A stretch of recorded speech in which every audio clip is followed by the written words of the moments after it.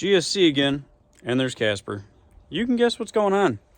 Somebody needs help out on the road. So I'm going to do a quick video here explaining PMD problems and what they could possibly cause. So I'm going to flip this thing around and show you what we're doing. So on a 94 to 2006.5, they have this neat thing called a pump mounted driver. Typically it is fastened to the injection pump about right there on that big square plate that there's nothing on because mine's been removed. Mine's relocated right here in the bumper. Now, these PMDs are rather temperamental, and what can happen over time is, as I try to unplug this and not smash my finger on the plastics in the bumper, that these pins inside here can potentially burn or be damaged. This is an older harness that I've had for the last 10 years. I got it from Leroy Diesel.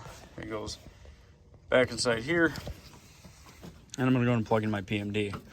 Now, if your truck is stalling, shaking, shuddering, and it runs fine for 5 minutes and then stops running for 5 minutes, a lot of times what you can do is your upper intake manifold is probably not going to look like mine.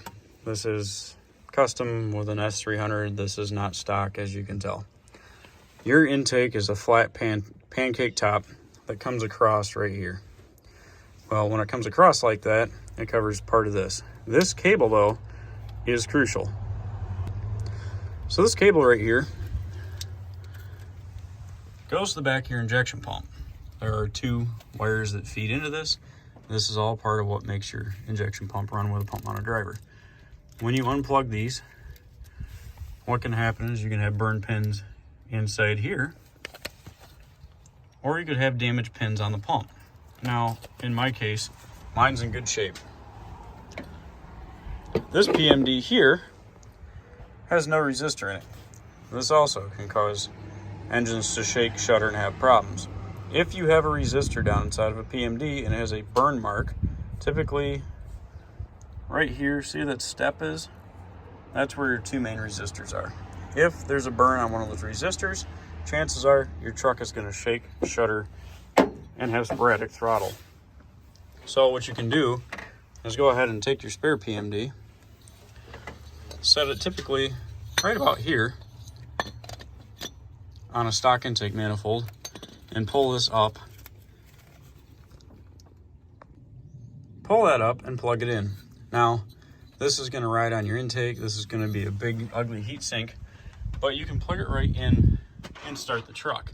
If the truck runs and it's smooth and you no longer have a check engine light flashing at you, or shuddering, or smelly exhaust, or other potential issues, then chances are good that your trusty PMD extension harness has kicked the bucket. Hopefully this helps some of you guys out.